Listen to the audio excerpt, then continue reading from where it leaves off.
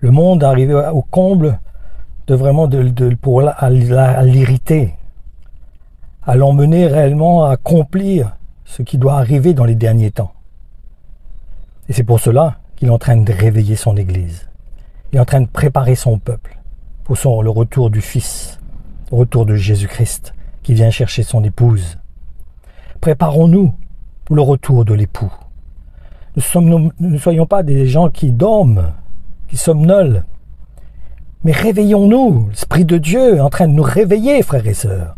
Il veut nous emmener à nous lever, à nous tenir dans l'esprit, à être sensibles à sa voix, à être sensibles au témoignage qu'il met dans notre cœur. Et arrêtons de nous laisser endormir par des messages qui ne parlent que de la chair, qui ne nous préparent pas pour le retour de Christ.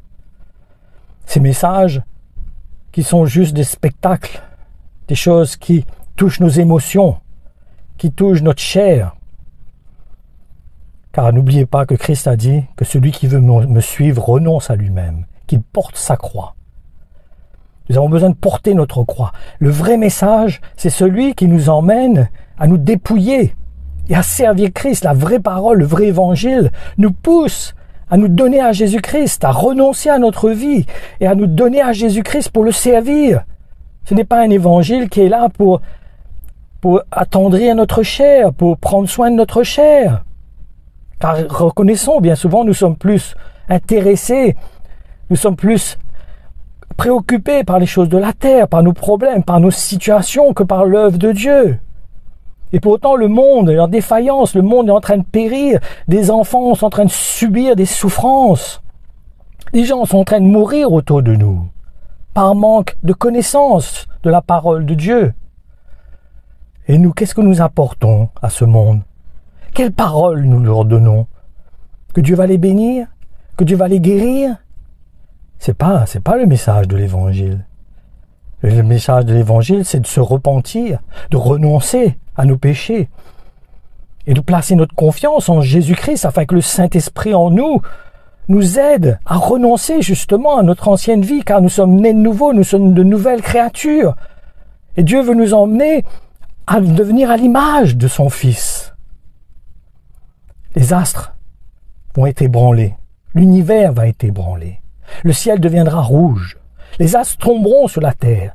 Il dit que les gens voudront se cacher, voudront mourir, mais ils ne pourront pas. Parce que ce qui doit arriver va arriver. Mais le Seigneur veut nous préserver de cela. Il ne veut pas que nous subissions, il ne veut pas que nous passions par le feu, par ce feu de la grande tribulation.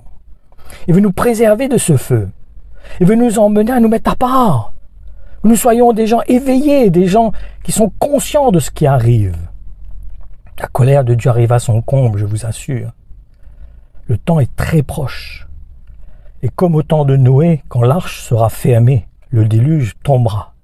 Et personne ne pourra plus sortir de ce qui va arriver, de cette tribulation qui va tomber sur leur vie. Préparons-nous pour ce qui arrive.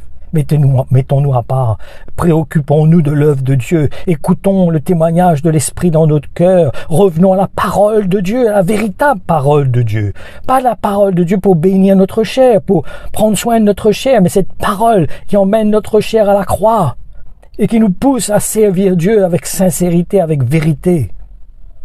Le Seigneur vient chercher son épouse qui s'est préparée. Et le Seigneur est en train de nous préparer, je vous assure que Dieu est en train de préparer son peuple. Dieu est en train d'éveiller les cœurs de son peuple. Il est en train de les mettre à part pour ce qui vient, pour ce qui arrive bientôt.